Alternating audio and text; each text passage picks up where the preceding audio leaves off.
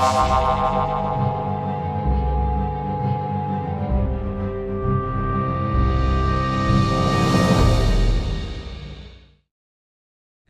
evening. It's our panel discussion.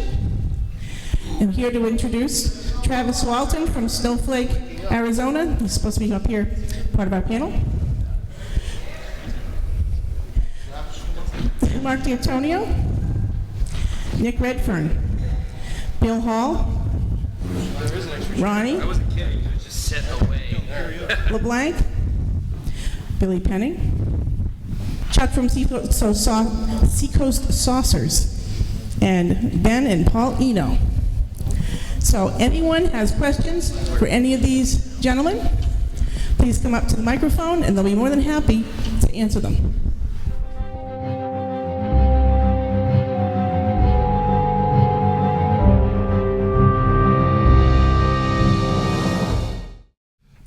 Obviously, it changed everything. It just completely derailed my life, and it's impossible to know what my life would have been like had it not happened, because everything was different. But I had the feeling that certain career choices were forever closed to me, and but as a person, it changed my perspective on the world. I mean, certainly broadened my thinking in terms of our place in the universe. The authority figures in our world at the time, it was surprising that it wasn't how I would have expected, you know. Kind of a, there's nobody up there, there's nobody driving this train kind of a thing. And there was nobody to turn to. There were no support groups at the time, and so I was kind of on my own.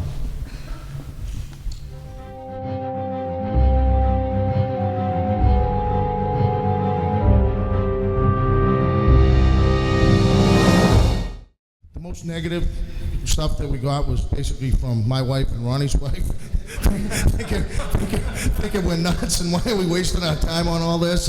But it's been a long 6-year process for us, and they've really come around and they understand. You know, this isn't just a joke. We are really finding real information, and what we always see is not always what is real. So it's been a fantastic experience for myself.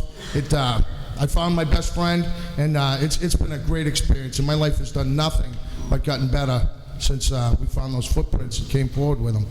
I was quite surprised because I would start all my conversations with, "I'm not crazy, but you know, this really happened, or this is really, you know, some 70 witness interviews, etc." So I was very surprised at the reception, because even from family, disclosing personal stories or experiences that they haven't told anyone, including myself, for many, many years of family gatherings. But now that this book is out or whatever, feel that they can talk to me, and to me, that was the most surprising. I think I would say that, you know, if you write books and you write articles and lecture, you know, there's always somebody out there who debunks things or is skeptical. But, you know, I've got better things to do, really, than worry about skeptics and debunkers. You know, you have to sort of have thick skin in this field, and if they want to shout, I'll shout louder, and if they want to shout louder, I'll shout louder. You know, we can do it forever and a day, but, you know, I don't lose sleep over people who are negative. I go with the positive. I think that's the best approach to take. There's a balance in all things. There are good things and there are bad things. Bad things happen to people and good things happen to people. In the work my father and I do, I'm not going to speak for him, he can say his own things and thoughts, but what I'm going to say is I have experienced as much good stuff as I have bad, because I would say it's more perspective. It depends on how you interpret things and what you're open to and what you're not open to. When I was younger, I took this stuff sort of for granted. I grew up in a household where this was considered normal, and having been 6 years old on, listening to all of my dad's talks, I can probably recite word for word everything he's ever said for the last 20 years. I'm glad you listened to your father. Yes, I do. only because I was forced to. No, I wasn't forced to, I'm kidding. I had a great time, and my dad was probably one of the biggest influences in my life. I mean, I lived with him, so if he wasn't, that's probably a bad thing. But he's a great man, and he taught me a lot of things about myself and how to deal with the unexplained, because every day unexplained things happen, and especially if they are good or bad. But I would like to say that it's easy to focus on all the bad stuff, especially if you're living, if you have a crappy job and you have to pay mortgages and horrible things like that, or pay rent, which I do. But there's also a way to think about things as glass as half full, and there's a lot of good things happening, especially in the paradigm shift, I would say. There are a lot of good things happening, and a lot of people are starting to awaken. And I think it's good to not focus on the bad stuff. There's plenty of bad things going on in the world. There's also plenty of good things too. The paradigm shift that's happening now has to do with people in the science community even realizing that, hey, there's life out there. Saying that 30 years ago would have made you lose your tenure as a university professor, would have put you under the microscope by people that want to try and destroy your life. These days, if you don't say that as a university professor, you're put under that microscope. See, it's shifted 180 degrees.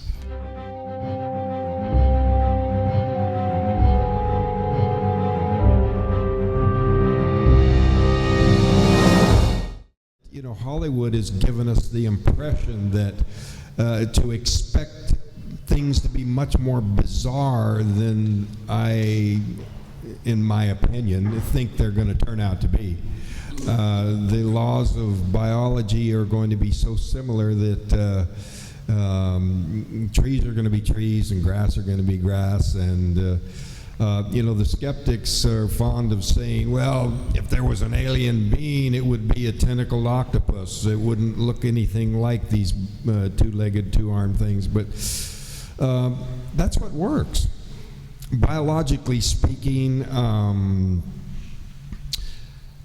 similar environments produce similar forms.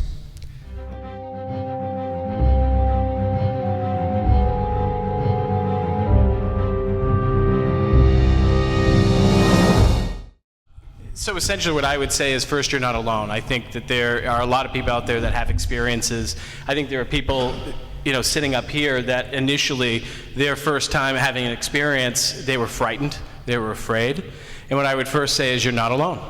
There are lots of people that have that experiences. We're all wired a certain way, and there's a strong amount of conditioning that's brought in through social media that we start at a very early age that tells you what to believe is paranormal and what isn't. Like Travis just got done saying, we call things paranormal, but really there's no para to them. They're normal occurrences we just haven't explained yet. But we don't have a name for it, and there's no reference point for what that particular thing was.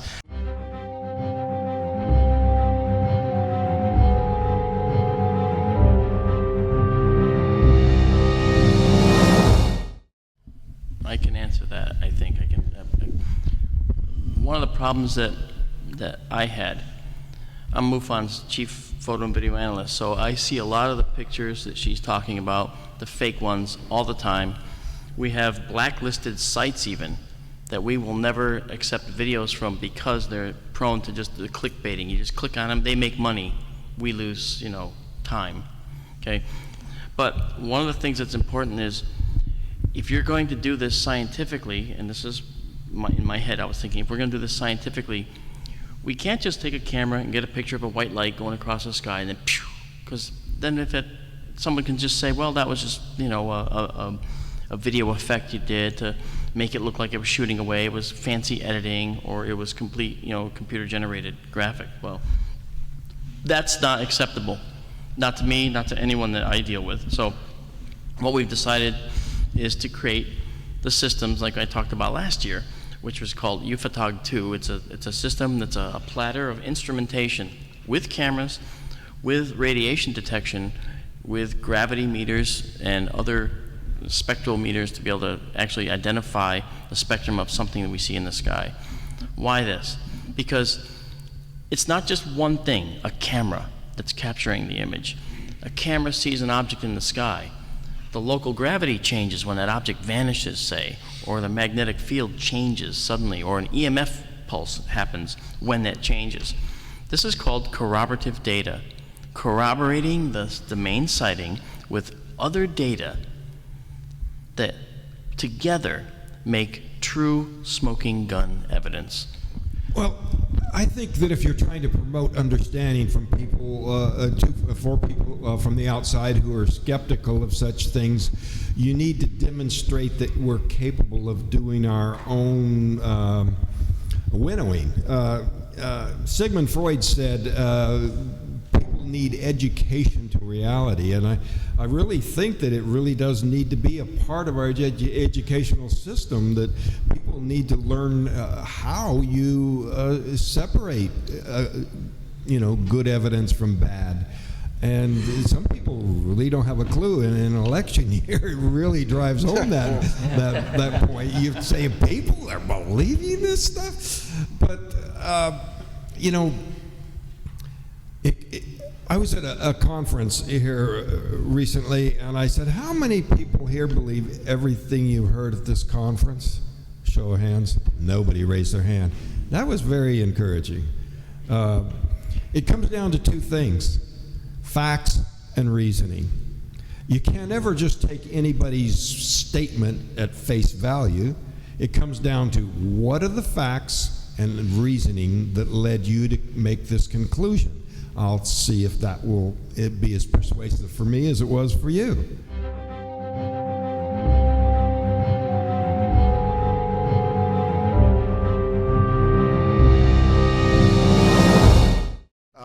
I guess what the question is kind of, I don't know, something we've considered. Now, our canted approach to this whole field is based on originally being ghost researchers, quote unquote, and then being led into UFO studies by simply what happens in these cases. There is a very chilling possibility that might answer that question. I don't even like to discuss it, but I thought I may have faced it in 1974. Bill writes about the experience in the Bridgeport, Connecticut house where all these poltergeists literally attacking, and me getting the feeling that they were alien. That was the best word I could use to describe it. I mean, and it confused me because at the time I was in the seminary, we thought they were demons.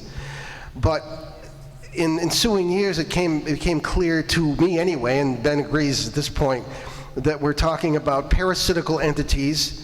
And this came up today. Nick was talking about this in one way or another with the shadow beings and men in black, this sort of thing. So it keeps cropping up. And the chilling proposition is that perhaps, given evidence, if you accept that it's evidence, of the apparent jump in the change, 223 human genes in the human genome that shouldn't be there, if evolution as we understand it is correct, and all this stuff that may point to possible manipulation of our early ancestors, one wonders, were we bred, especially, were we created as food, as cattle? And I don't like to think about that. We find these parasites, if we're correct in our interpretation, farming families, whole communities, and one wonders you don't want to get nuts with this stuff, but what is the influence in the halls of government in some nations? The whole Bell Witch case of 1817, 1821, and there were strange lights in the sky seen, and then it was the subject of the film American Haunting with Donald Sutherland and Sissy Spacek, and I was a minor consultant on that, but I was given evidence to documents that were really scary. Were these people deliberately farmed as the things fed, just as the thing in the Bridgeport house got stronger as I became angry with it for picking on the little girl? Did these things, as they gained strength in Robertson County, Tennessee, get out there and give marital advice, agricultural advice, some of it right, some of it wrong, and all this, not to belabor it, but that's one very scary possibility of what our purpose might be. However, that being said, if that's even possible and if it's happening, there is plenty of help as well. People talk about angels and things that are positive that reflect our folklore, reflect what might be a deeper reality of various beings. Maybe they're aliens, whatever you want to call them, of a positive nature who will help. So we may be in the middle of what some of our most ancient folklore calls a battle between angels and devils, different alien races reflected in various parts of our many races. I mean, this is one of many possibilities that is, I think, rather chilling, that we're kind of in the middle, or that we're just sort of cattle. So I mean, that's start at the bottom, maybe work our way up of this. I would say I don't think we're sort of under an extraterrestrial thumb, but what I do, if they even have thumbs, but what I would say is I think it's more that we're exploited. You know, if you look at abduction cases particularly, most of them are traumatic. They're not violent as such, but they're traumatic for the person. But you don't really see much in terms of the entities doing a great deal to prevent that trauma. And also the issue of when it continues throughout families and generations.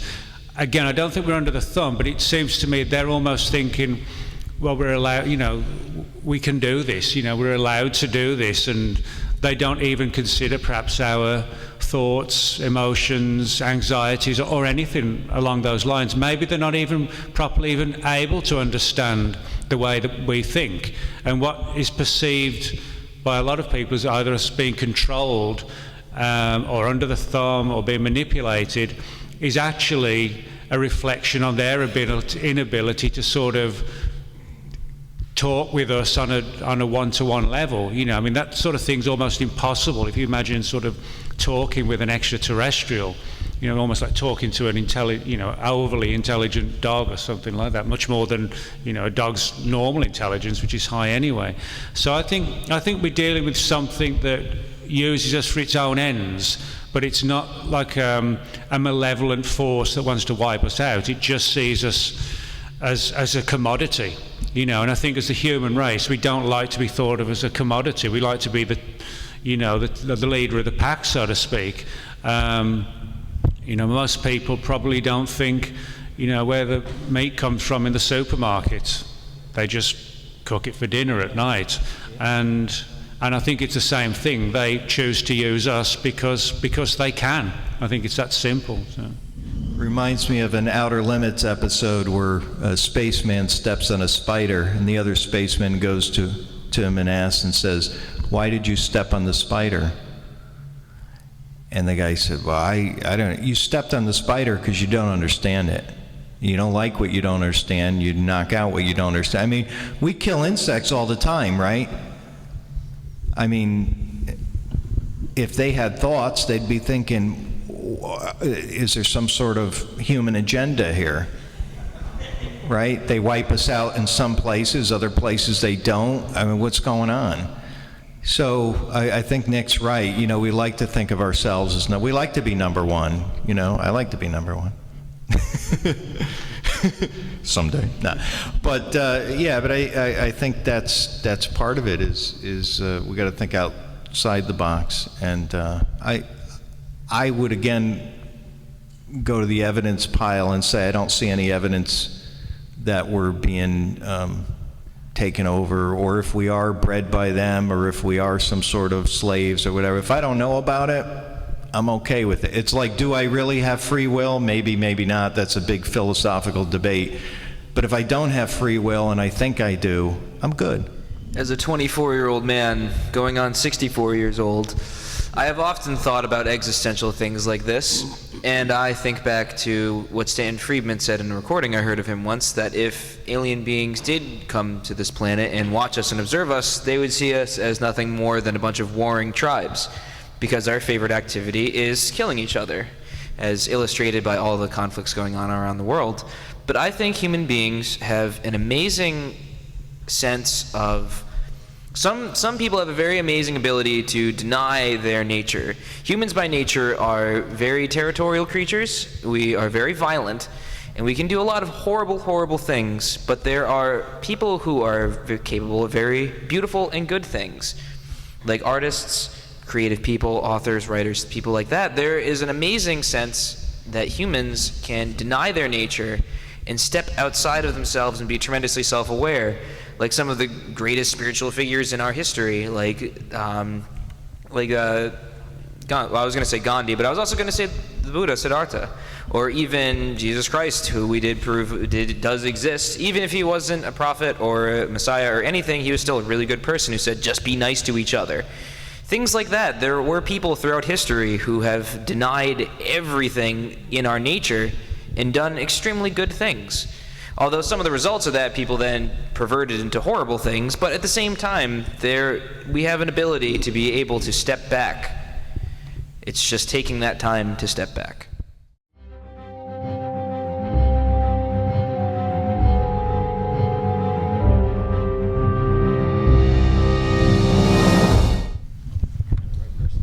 Well, maybe I'm the obvious one to answer that. I had friends who worked, one who still does in the Vatican, in Vatican City, one in the Vatican Secret Archives. There really is such a place. And it's not like they're going to tell me. I'd be the last person they would tell. However, there does seem to be an openness now, not only to the idea of talking about exorcism and all this business, but talking about extraterrestrials. I'm rather surprised by that. I don't really know what their agenda is. The alien agenda is one thing, the Vatican agenda is something else, right? So I am in touch, trying to find out more about that. There is an awareness, or at least a perception on the part of some people at the Vatican, some of the educators, that there is a link between demons and aliens. What are perceived as demons and what are perceived as aliens. And there is in tandem, an educational effort for certain selected people, not all clergy, much to my surprise.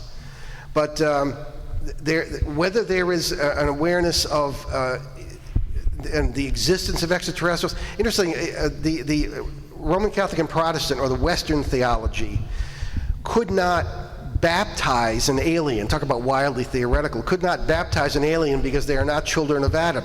They have the black spot theory of original sin. You know, you have to be a child of Adam. If you don't have original sin, you don't need baptism. That's how it developed in the West. In the East, the Orthodox and the various branches don't have that concept of original sin. You could baptize an alien. So hang around your Greek Orthodox church, maybe you'll see somebody interesting. So, but I don't know. But that's all I know about it at this point. If anybody, if the Vatican is more forthcoming with anyone else, please speak up. I'm Orthodox, so I'll keep an eye on that.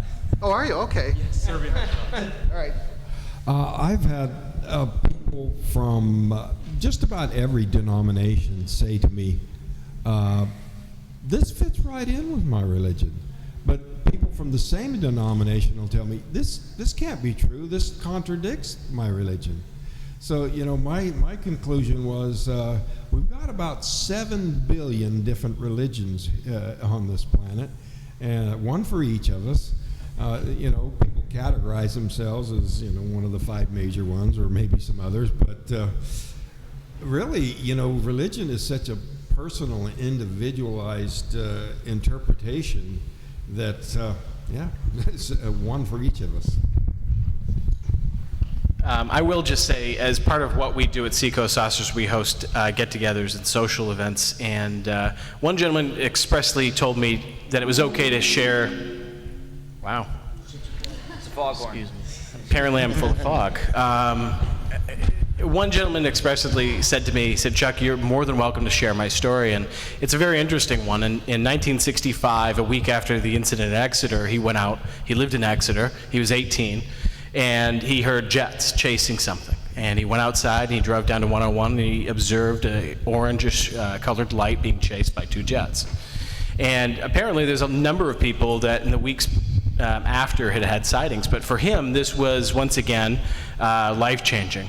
And he was a very religious, very Catholic man, and he at the time had gone to his priest and said, tell me about this, is this something I should share? And the information he was given in the 60s was essentially, you shouldn't be sharing this with anybody. There is no such thing. God did not make other creatures. And he spent his whole life not sharing the story with anybody.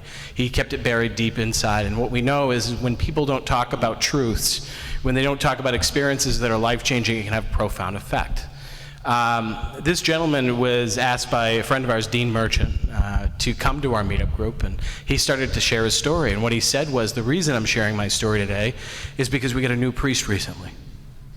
And the same church that had told him this was now telling him that it was okay because there were many that were created in God's likeness, you know, in man's likeness. And he then received a totally different message from the same people that were telling him that what he saw was he should be ashamed of. So long story short is I think we see things changing. We see the message changing over time, and I think it's really important. And I think it's important for people to share their truths no matter what they are, because when we hold those in, we do a disservice to not only ourselves, but to everybody else. Thank you.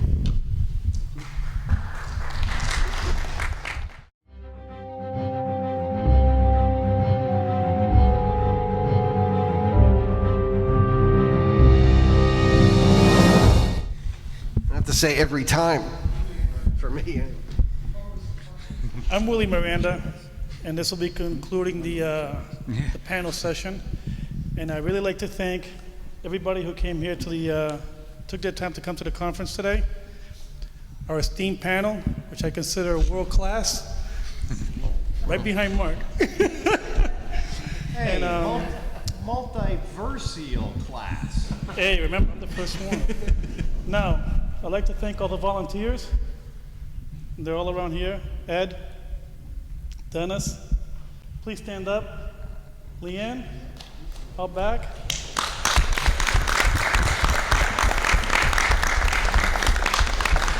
Nelson back there.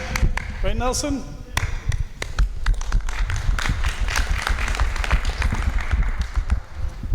And a huge round of applause to Susan and Tom and Neil.